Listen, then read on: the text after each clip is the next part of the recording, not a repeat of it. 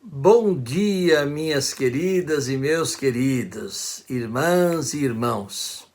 Mais uma vez junto com vocês, eu externo a minha alegria de poder passar alguns minutos refletindo sobre a vida de mais um personagem da vida da igreja. Em espírito de gratidão a Deus por mais este privilégio, eu o saúdo de maneira especial nesta manhã, na graça e na paz de nosso Senhor e Salvador, Jesus Cristo.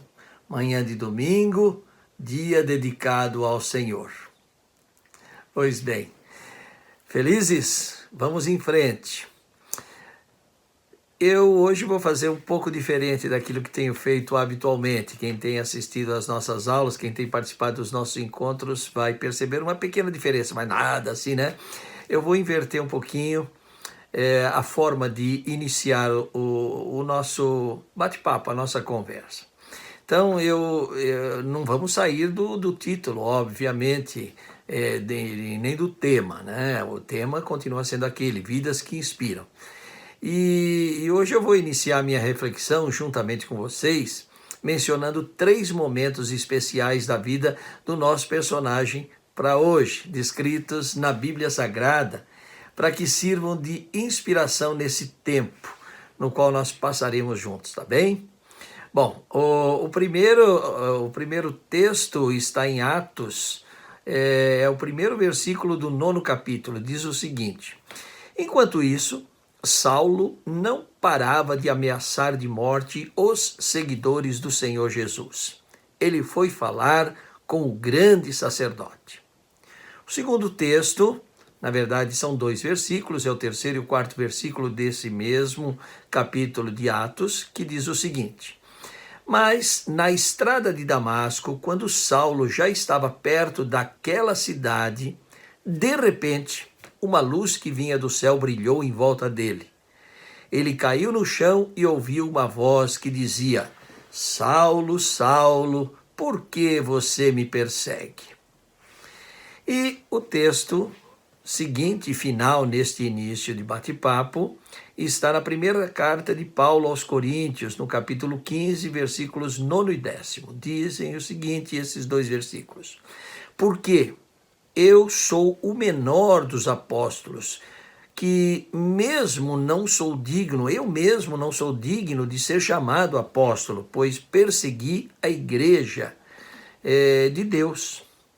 Mas pela graça de Deus sou o que sou, e a sua graça que me foi concedida não se tornou vã. Antes, trabalhei muito mais do que todos eles. Todavia, não eu, mas a graça de Deus comigo. Bom, vocês já podem pensar, o que será que o Ítalo está preparando para o nosso encontro de hoje? Na verdade, é uma reflexão. Pois bem, quem é esse personagem especial que, de grande perseguidor dos cristãos, passou a ser possivelmente, se não o mais importante, certamente um dos mais importantes apóstolos da igreja? Vamos então falar um pouco acerca da vida desse nosso personagem de hoje. Quem foi como cidadão, como ocorreu sua conversão e como se tornou o maior difusor do cristianismo no início da igreja. Todos vocês já sabem, não é?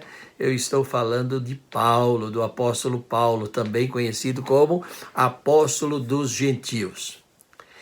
Agora, pela sua importância na vida da igreja, o que é que nós vamos fazer? Nós vamos dividir esse estudo em 2 partes.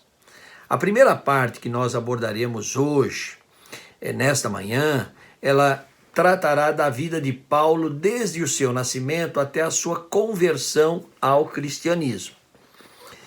A segunda parte, se Deus quiser, no próximo domingo, no nosso próximo encontro, dia 1º de maio, possivelmente, nós trataremos da obra de Paulo após a sua conversão. Tá bem? Então, não perca, hein? Hoje o 1º capítulo e aí no meio já teremos cenas do próximo capítulo e nos encontraremos também no próximo domingo. Mas vamos lá, vamos orar para iniciarmos o nosso bate-papo de hoje? Oremos. Senhor nosso Deus, nosso Pai querido, que alegria poder continuar o estudo da Tua Santa Palavra. Que alegria, Senhor, poder estar junto com os irmãos neste momento especial. Que alegria, Senhor, podermos estar aqui para estudar sobre a vida de um dos maiores personagens da história da igreja. Nesse espírito de alegria e de gratidão, Senhor, nós te pedimos a inspiração do Teu Santo Espírito para que nos conduza, tanto no estudo quanto na forma de abordar o assunto junto com os irmãos. Fica conosco, Senhor, porque nós te pedimos tudo isso no nome santo de Jesus, o Teu Filho amado, nosso Senhor e Salvador. Amém. Amém? Pois bem. Vamos lá? Eu vou lançar aqui uma pergunta. Quem era Paulo como cidadão? Quem era Paulo como cidadão? Bem, Paulo nasceu na cidade de Tarso. Essa cidade de Tarso está localizada numa região da atual Turquia. E essa região se chama Cilícia. Não confunda Sicília, lá na Itália, com Cilícia, na Turquia. Esta é a região da Turquia, Cilícia. E a cidade se chama Tarso. Como Paulo ou Saulo nasceu lá, era conhecido como Saulo de Tarso ou Paulo de Tarso. Essa região hoje tem um outro nome, chama-se Mersim, é a província de Mersim. Paulo nasceu no ano 5 da era cristã, desse nosso calendário que nós adotamos, e ele faleceu no ano 67. Portanto, eu considero que ele faleceu jovem, com apenas 62 anos. Talvez para a época essa idade não fosse tão jovem assim. Hoje é uma idade, eu tenho 65, então imagine, não é? 62 eu creio que é jovem. Bem, bom, Paulo era hebreu e ele foi educado sob a lei hebraica como fariseu e no discipulado de um dos maiores mestres de sua época, se não o maior, chamado Gamaliel. Gamaliel, ele era intitulado Rabã. Rabã quer dizer meu mestre, ou seja, é um título acima do título de rabi, que é mestre, tá bem? Então Gamaliel tinha uma importância. Até tem um detalhe, não sei, nós não sabemos porque não existem fundamentos sólidos para isso, mas existem algumas informações de que Gamaliel, no fim da vida, já na idade mais avançada, ele teria até se convertido ao cristianismo, porque ele era de uma ala do farisaísmo mais liberal e aparentemente mais tolerante até com os cristãos, embora, veja, o que foi Paulo, não é? Enfim, existe esta especulação, mas apenas um detalhe. Eu quero lembrar a vocês que tudo isso nós estamos extraindo de literatura paralela, mas também estamos baseados na própria Bíblia, sobretudo no livro de Atos dos Apóstolos. Quem quiser se aprofundar nesses detalhes, leia bem o livro de Atos dos Apóstolos, nesse caso em particular, no capítulo 22. Tá? Mas nós estamos aqui para falar de Saulo, de Paulo, não é isso? Então vamos continuar. Paulo era da linhagem de Israel, da tribo de Benjamim. E ao nascer, ele recebeu o nome de Saul. O nome do primeiro rei de Israel, vocês se lembram, Saul. E posteriormente, por conta das línguas faladas naquela região do Médio Oriente, o grego e o latim, passou a ser Saulo. Saulo ou Saul significa o desejado, aquele que foi pedido, aquele que foi desejado, tá bem? Bom, embora a região toda fosse dominada pelos romanos, a língua oficial era o latim, obviamente, mas o idioma recorrente era o grego. Por isso, muitos nomes de pessoas foram adequados ao grego e às vezes ao latim também. Então, as pessoas tinham 2 nomes, 3 nomes. E foi o que aconteceu com Paulo. Precisamos tirar aí um mito que existe de que primeiro era Saulo, depois que ele se converteu, virou Paulo. Não existe fundamento para isso, tá bem? São variantes do próprio nome Saulo. Então, Saulo foi adequado ao grego. Então, nós também temos a adequação ao latim. Então, nós perguntaríamos a vocês, de onde vem o nome Paulo, então? O Paulo também foi uma adequação. Então, Paulo, ele é mais usado a partir do capítulo 13 do livro de Atos. Se vocês perceberem, aparece mais o nome Paulo daí para frente. Mas, de qualquer forma, nós queremos lembrar que Paulo é a adequação de Saulo à cultura romana. E ele também era cidadão romano. Por que ele era cidadão romano? Porque o seu pai era um grande mercador, era uma pessoa influente, e ele adquiriu a cidadania romana e acabou ficando para os descendentes. Então, Saulo acabou herdando também a cidadania romana. Isso também está no livro de Atos. Então, ele era hebreu, mas ele era também cidadão romano. E o nome Paulo em grego, Paulos, tem no latim a versão Paulus. Paulus, tá? E Paulus no latim quer dizer pequeno. Então observem que Paulo e Saulo, na verdade, são versões portuguesas, tá? Então quando nós falamos Paulo, nós falamos Saulo, já foi aportuguesando a expressão latina e a expressão grega, tá bom? Agora, quanto à formação familiar, a gente sabe que ele é de origem hebraica, como nós já citamos. Mas, nas fontes mais confiáveis, nós não temos registros de que Paulo teria descendentes diretos. Existem especulações, mas não temos fundamento para isso, então nós não podemos afirmar.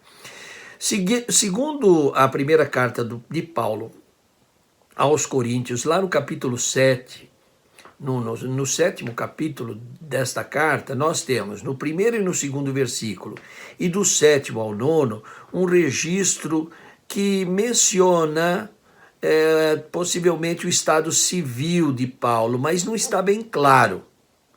Ele poderia ser solteiro, talvez viúvo. Então vejam que há uma dúvida quanto a isso, não está bem claro. Vamos ler então, olha lá. Quanto ao que me escrevestes, é bom que o homem não toque em mulher. Mas por causa da impureza, cada um tem a sua própria esposa, e cada uma o seu próprio marido. Quero que todos os homens sejam tais como também eu sou. Aí fica a dúvida. No entanto, cada um tem de Deus o seu próprio dom. Um, na verdade, de um modo, outro de outro. E aos solteiros e viúvos, digo que lhes seria bom se permanecessem no estado em que também eu vivo. Ele não disse a solteiros e viúvas, tá vendo? Aos solteiros e viúvos. Caso, porém, não se dominem, que se casem, porque é melhor casar do que viver abrasado. Então nós não sabemos se Paulo era casado ou não, se ele era solteiro, se ele era viúvo. Agora, mesmo assim, fica a dúvida, porque temos aí na tradição hebraica uma exigência para que todo participante do sinédrio, e ele participava do sinédrio, teria que ser casado. Talvez viúvo, então vejam bem. Agora, e para ser rabino, aí sim, não tem como negociar, ele tinha que ser casado. Agora, nós também não sabemos se ele foi ordenado rabino ou não. Enfim, é um resumo que eu faço para a gente ter uma ideia de quem era Paulo antes da conversão, porque é importante que a gente conheça a vida de Paulo antes, até para nós cristãos, saber o que é que o poder de Jesus Cristo, não é possível fazer na vida de um ser humano, de uma pessoa, tá certo? Agora, quanto às práticas religiosas, como a gente sabe, Paulo passou por grande transformação. Ele foi de perseguidor dos cristãos, ele tornou-se um dos mais importantes personagens do cristianismo, de todos os tempos. E, claro, destaque para sua época, porque foi quando a igreja começou a se difundir, e ele se destacou como grande pregador e apóstolo, na essência da palavra apóstolo. Então, a palavra apóstolo, do grego, quer dizer enviado. incumbido de realizar uma determinada tarefa. Então, por aquilo que nós conhecemos da obra de Paulo, realmente ele foi um apóstolo, ele foi um enviado. Ele realizou uma determinada tarefa que lhe foi dada pelo próprio Jesus. Agora, vamos lembrar um pouquinho como foi a escolha dos apóstolos? Vamos lembrar. Bom, se nós lermos o Evangelho segundo João, no capítulo 15, versículos 15 e 16, nós vamos entender bem isto.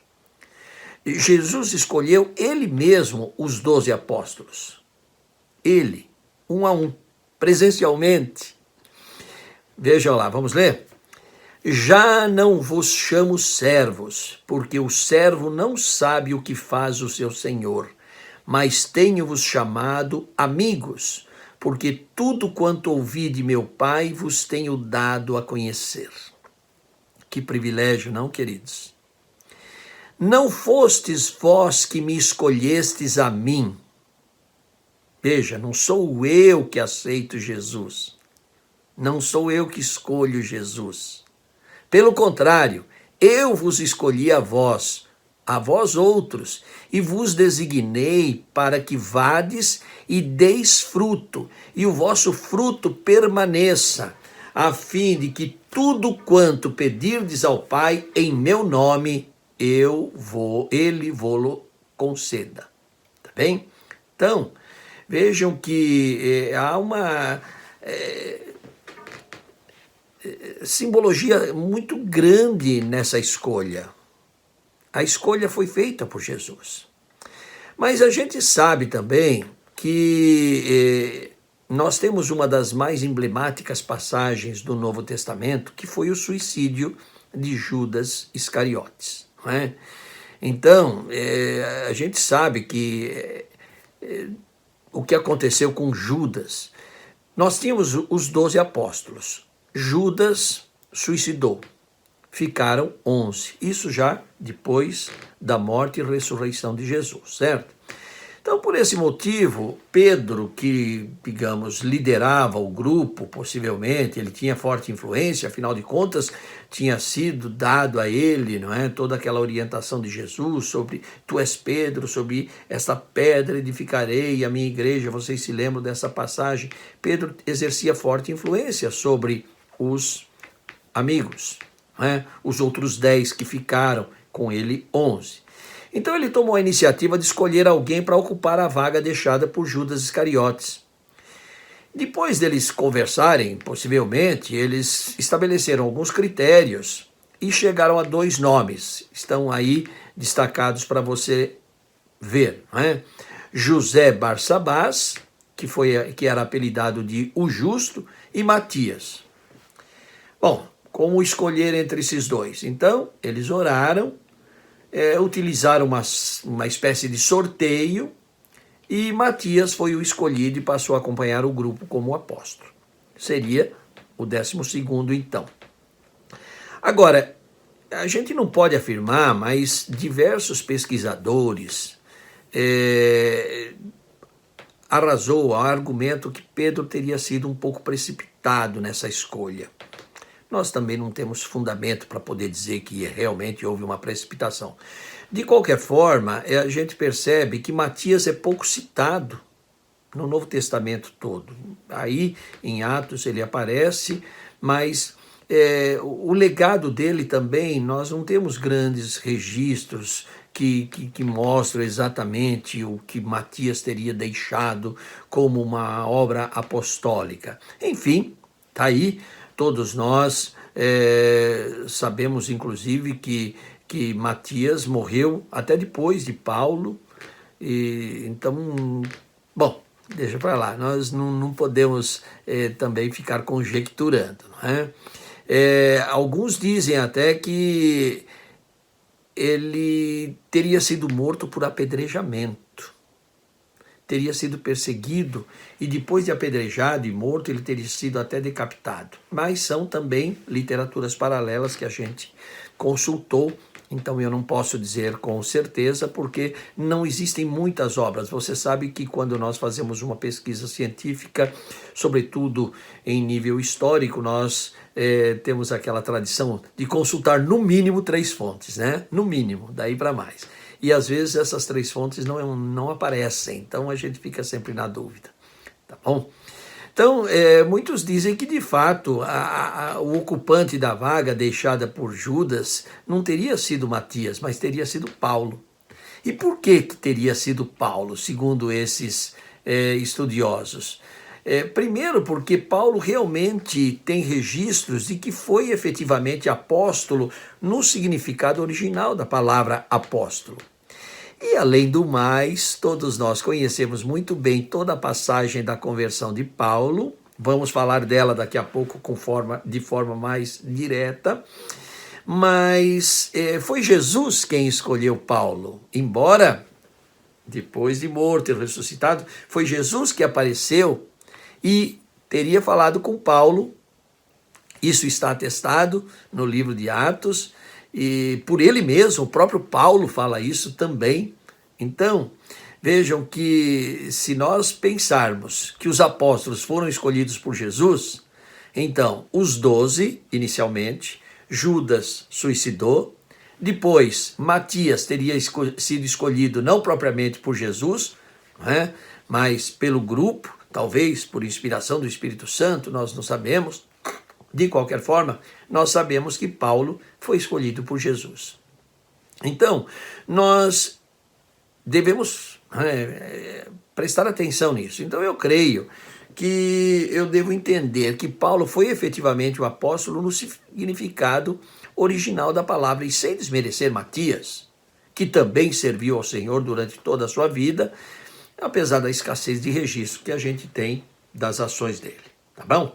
Bom, com isso, nós podemos considerar razoavelmente explicado esse início da vida cristã de Paulo, que na verdade ainda não era cristão, né? Nós estamos tratando da vida de Paulo antes da conversão. A vida e a obra de Paulo depois da conversão nós falaremos na próxima aula, no próximo encontro. Bom, então, nós falamos muito, mas nós não falamos o bastante acerca do poder transformador de Jesus. O que é que Jesus faz na vida das pessoas? Como se viu efetivamente na vida do apóstolo Paulo? Vamos nos lembrar de que Paulo era um perseguidor dos cristãos muito feroz. Ele mesmo praticou atrocidades contra os que professavam a fé cristã, a fé em Jesus. Paulo presenciou inclusive a execução de Estevão. Está registrado no livro de Atos, nós vamos ler daqui a pouquinho. E com o seu próprio consentimento, quer dizer, Estevão foi apedrejado e executado, não é? Sob não só o olhar de Paulo, mas sob a concordância de Paulo.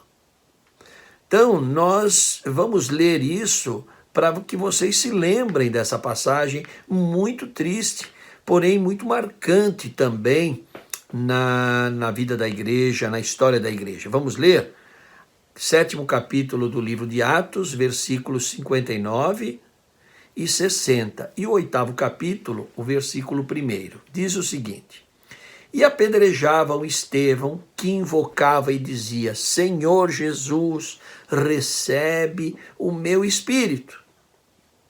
Então, ajoelhando-se, clamou em alta voz: Senhor, não lhes imputes este pecado. E com estas palavras ele adormeceu. E Saulo consentia na morte, na sua morte.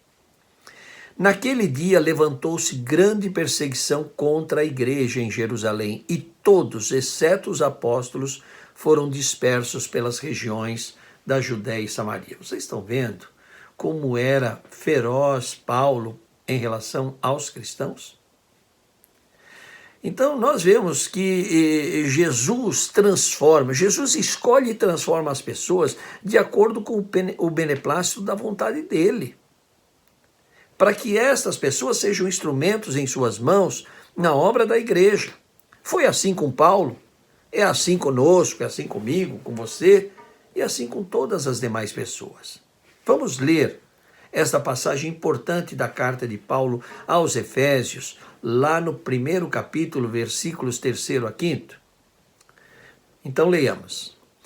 Bendito o Deus e Pai de nosso Senhor Jesus Cristo, que nos tem abençoado com toda sorte de bênçãos espiritual nas regiões celestiais em Cristo. Com toda sorte de bênção espiritual nas regiões celestiais em Cristo. Assim como nos escolheu nele, antes da fundação do mundo, para sermos santos e irrepreensíveis perante ele, e em amor, nos predestinou para ele, para a adoção de filhos, por meio de Jesus Cristo, segundo o beneplácito de sua vontade. Estão vendo? Esse é o poder transformador de Jesus na vida das pessoas. Nós não sabemos por quê, não sabemos como, mas vamos caminhando. Já estamos chegando na parte final da primeira parte. Vamos lá. Eu vou iniciar essa última parte perguntando quem foi Paulo como cristão? E aí nós daremos o gancho para a próxima aula, né? Cenas do próximo capítulo. Essa é outra importante abordagem que nós devemos fazer sobre a vida de Paulo, porque para nós cristãos, os bons exemplos deixados pelos nossos antepassados devem ser não só contemplados, mas, sobretudo, seguidos, de acordo com a vontade do próprio Deus, o nosso Criador, que nos redimiu do pecado por meio de seu Filho, nosso Senhor e Salvador, Jesus Cristo. Paulo teve uma experiência de conversão das mais extraordinárias, e por que não dizer traumáticas, não é? Daquelas que eu conheço, pelo menos, foi uma das conversões mais extraordinárias, efetivamente, a ponto de servir como exemplo para todos nós daquilo que Deus pode fazer para escolher uma pessoa. A gente leu na passagem anterior, né? Deus já predestinou os seus escolhidos, mas ele não disse como o faria e como fará com cada um deles para que se acheguem junto a ele. Nós sabemos que o simples ouvir da palavra pode ser um caminho, mas existem muitas outras formas que Deus utiliza para as pessoas perceberem o seu chamado. Vocês já devem ter ouvido algumas frases populares, né? Quem não vem pelo amor, vem pela dor. Essas frases assim impactantes. Eu não gosto muito disso, respeito quem as pronuncia. Enfim, nós devemos amar a todos e nos respeitarmos mutuamente, mesmo quando não concordamos com as ideias, com os pensamentos. Enfim, tá aí.